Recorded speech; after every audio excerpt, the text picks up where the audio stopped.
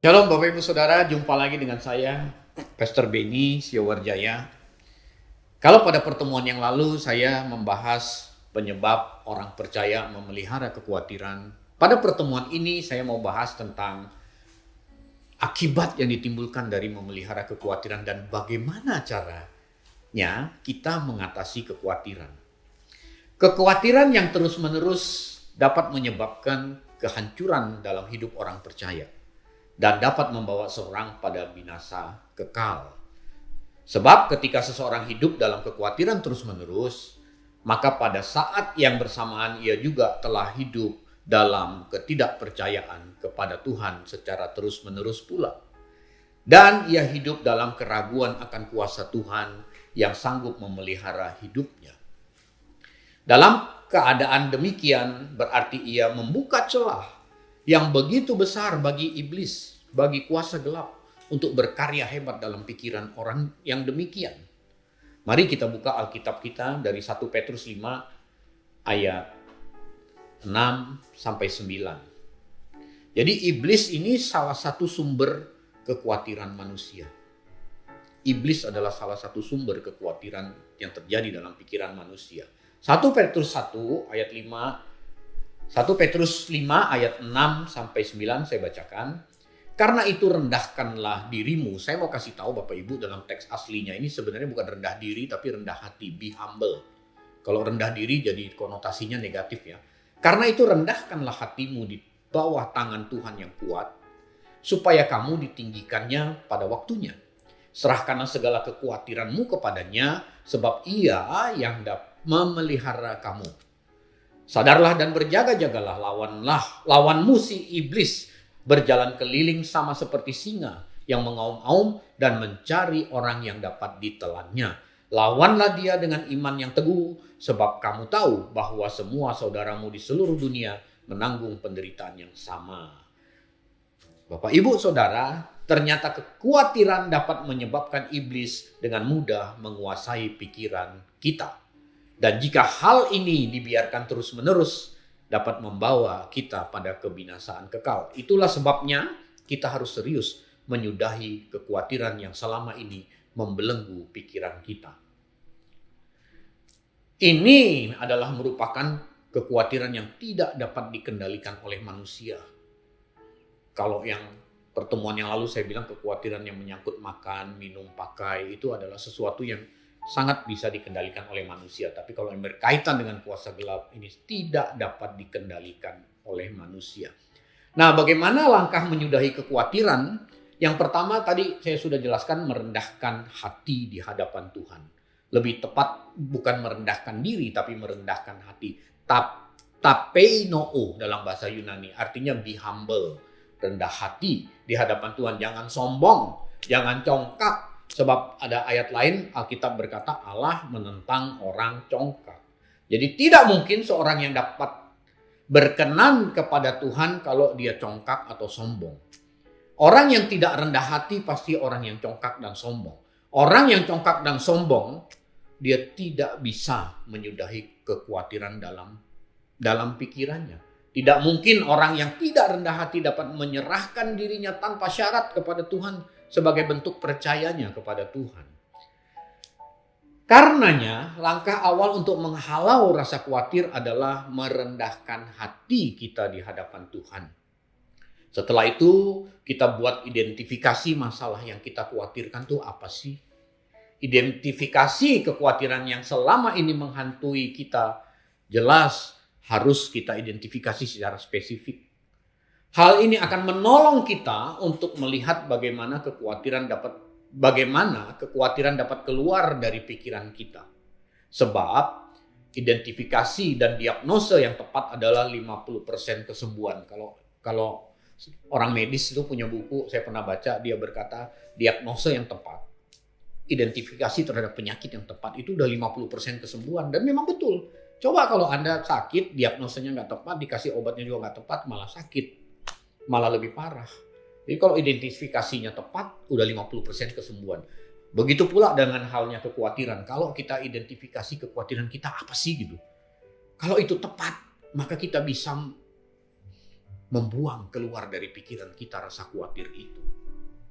Sebenarnya sebuah survei di Amerika menunjukkan sebagian besar yang dikhawatirkan oleh manusia, terutama dalam hal ini orang percaya, itu tidak terjadi. Wow, mencengangkan ya. Saya ambil dari internet, seorang intelektual Kristen yang bernama George Barna. Dia melakukan sebuah survei tentang kekhawatiran di gereja-gereja. Dan dia posting di internet di worldpress.com tahun 2009. Saya kutip dari situ, saya lihat. Dia berkata ternyata dari 100% yang dikhawatirkan oleh manusia, 96% tidak terjadi. Hanya 4% itu masalah nyata.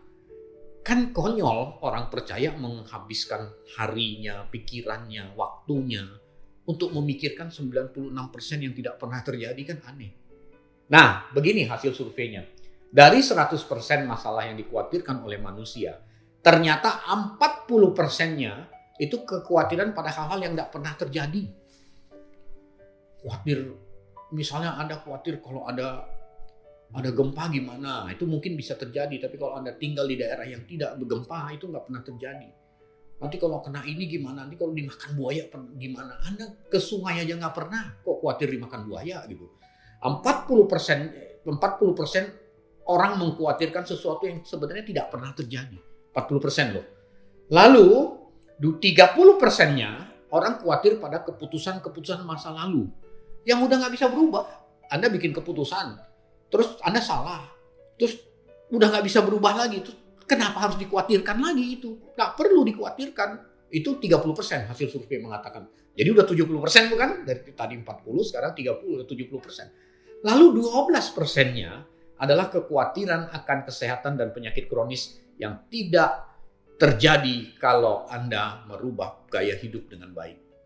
Kecuali Anda memang bebal, makan sembarangan, olahraga nggak pernah, makan sayur nggak mau, makan buah nggak mau, minum jarang, nah itu terjadi.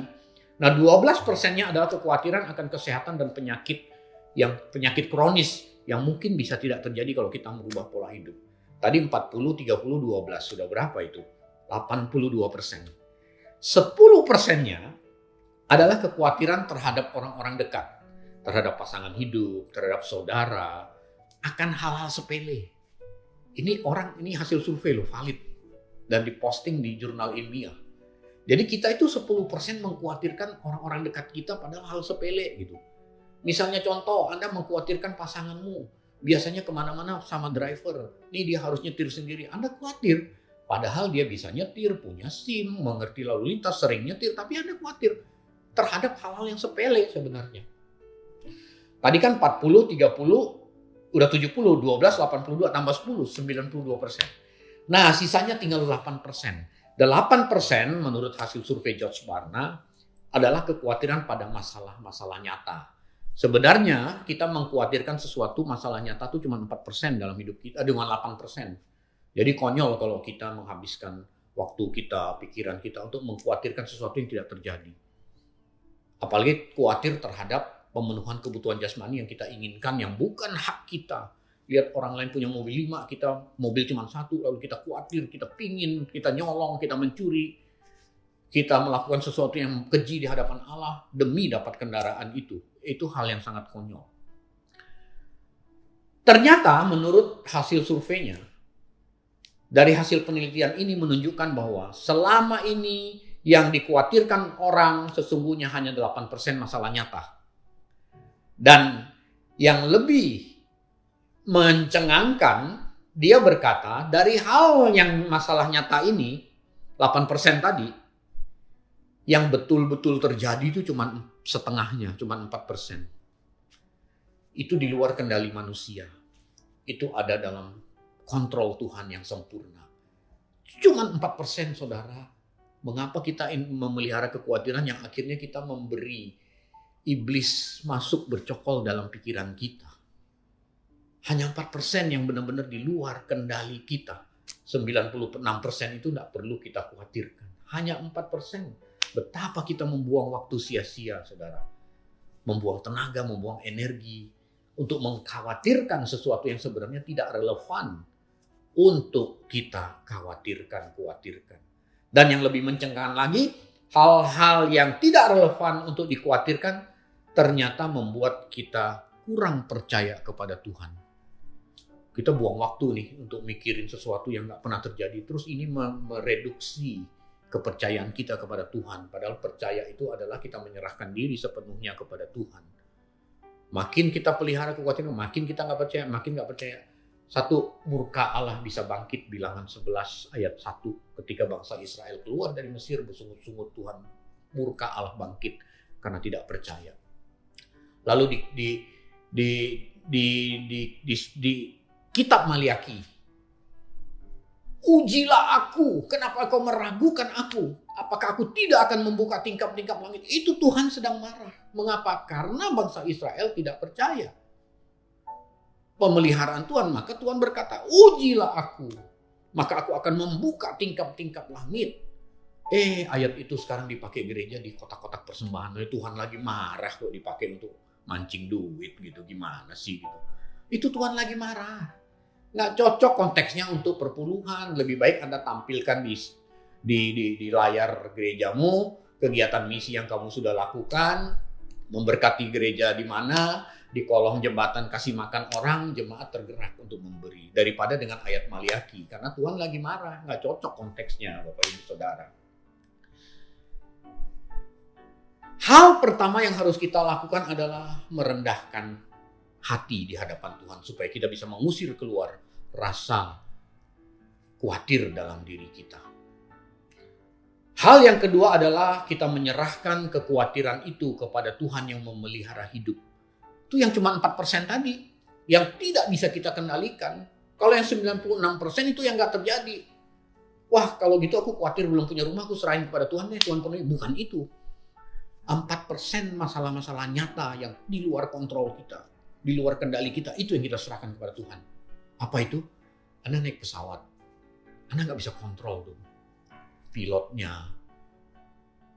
Ada kemungkinan bisa terjadi sesuatu. Itu serahkan kepada Tuhan.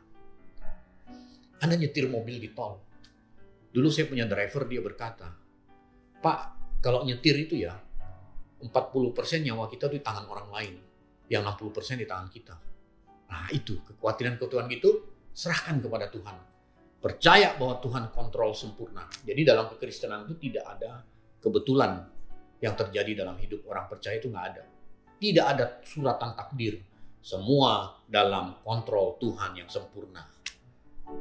Kan Alkitab Injil Lukas bilang sehelai rambut kita pun terhitung. Sehelai rambut kita jatuh juga Tuhan tahu. Artinya tidak ada hal kebetulan yang terjadi dalam hidup kita. Semua dalam kontrol Tuhan yang sempurna. Lalu Roma 8 ayat 28 berkata, Allah bekerja mendatangkan kebaikan dalam segala sesuatu. Jadi nggak ada yang kebetulan. Jadi kalau Anda khawatir terhadap 4% masalah nyata itu, serahkan kepada Tuhan. Karena Dia memelihara hidup. Serahkanlah kepada Tuhan kekhawatiranmu karena Dia yang memelihara hidup. Itu langkah kedua. Langkah berikutnya apa? Di ayat 8 tadi. Sadarlah, berjaga-jagalah, lawanlah iblis. Sadar bahwa yang kita khawatirkan itu hal yang di luar kontrol kita sebagai manusia, tetapi kita ada dalam perlindungan Tuhan. Itu sadar. Tapi kalau Anda mengkhawatirkan hal yang tidak relevan, nggak cocok nasihat ini. Sadarlah bahwa yang 4% itu hasil survei George Barna tadi. Kita harus menyadari bahwa itulah yang kita khawatirkan, serahkan kepada Tuhan. Berjaga-jagalah, ini menarik. Berjaga-jaga itu menarik. Berjaga-jaga itu memberi sebuah tekanan kepada kita, itu berusaha. Berjaga-jaga itu bukan artinya duduk diam, tidak melakukan aktivitas. Kalau orang ronda malam berjaga-jaga, tapi dapat tugas ronda malam gitu. Setelah itu pun dia dapat kompensasinya, dapat uang. Berjaga-jaga ini memberi pesan kepada kita untuk melakukan sebuah aktivitas berusaha, mengatasi kekhawatiran itu dengan cara apa? Bekerja. Kalau Anda khawatir nggak punya uang hari esok, Anda harus kerja hari ini. Kalau Anda khawatir nggak bisa bayar uang kontrakan bulan depan, Anda harus irit terima gaji ditabung. Kalau Anda khawatir anak nggak bisa bayar uang sekolah, Anda harus irit. Dengan uang yang Anda dicukupkan. Kalau hidup di kota besar, itu range-nya luar biasa. Dari makan di restoran mewah sampai makan makanan yang sederhana sekalipun bisa. Dari makan di restoran sampai masak sendiri di rumah pun bisa. Nah, pilihan-pilihan itulah yang harus kita lakukan. Berjaga-jaga itu mengandung nasihat seperti itu. Dan lawan si iblis. Iblis inilah sumber kekhawatiran kita. Iblis bilang, kamu mana mungkin bisa seperti orang. Dia intimidasi itu dalam pikiranmu. Kamu gak mungkin bisa kayak dia. Gak mungkin deh, kamu mah jelek. Nah, mulai itu khawatir tuh. Ketika Anda mulai mendengar perkataan iblis, Anda tidak lawan itu iblis, dia mulai bercokol dalam pikiranmu. Dia mulai membangun pangkalan dalam pikiran kita. Semakin dia nyaman dalam pikiran Anda, dia semakin terus berbisik tentang kekhawatiran. Pada saat yang sama, kepercayaan Anda kepada Allah pun menurun. Karena tidak mungkin orang dalam pikiran itu ada iblis, ada Allah, terus Anda bisa memelihara dua-duanya, tidak mungkin.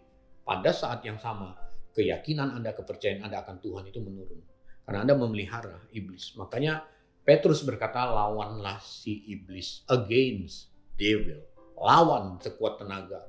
Lawan iblis, jangan kasih dia kesempatan membangun pangkalan dalam pikiran kita. Sadar, berjaga-jaga, dan lawan iblis. Di Efesus 4 ayat 7, jangan memberi kesempatan kepada iblis. Jangan memberi kesempatan itu memberi pangkalan di dalam pikiran kita untuk iblis bercokol. Topon dalam bahasa Yunaninya. Sebagai contoh, ada orang khawatir yang secara berlebihan akan hari pernikahannya gitu. Misalnya Anda yang belum menikah, merencanakan sebuah pernikahan dengan biaya yang ada sekian. Anda bekerja kira-kira 10 bulan kemudian, 10 bulan ke depan saya bisa ngumpulin duit sekian gitu. Ngumpulin duit sekian kira-kira cukup. Berarti pesta yang diselenggarakan harus dalam kapasitas uang yang terkumpul. Kan harus begitu. Tapi maunya banyak, harus ini, harus itu. Sesuatu yang di luar kemampuannya. Ini akan menciptakan kekhawatiran dalam pikiran orang demikian. Oh, nanti mau begini, sedangkan gaji begini. Ini pasti menciptakan kekhawatiran dalam pikirannya. Lalu apa yang terjadi? Dalam 10 bulan, kalau dia konteksnya bekerja sama orang di perusahaan, ketika ada peluang untuk mencuri, korupsi, melakukan hal yang tidak benar, merugikan perusahaan, dia bisa lakukan. Apapun dia bisa cari demi mengumpulkan uang supaya bisa menikah sesuai dengan apa yang dia mau. Ini kan konyol, Bapak Ibu Saudara. Pada saat 10 bulan itu, walaupun dalam pernikahan Anda diberkati di gereja, 10 bulan itu Anda memberi kesempatan kepada iblis bercokol di pikiranmu. Sehingga Allah lebih dengar perkataan iblis.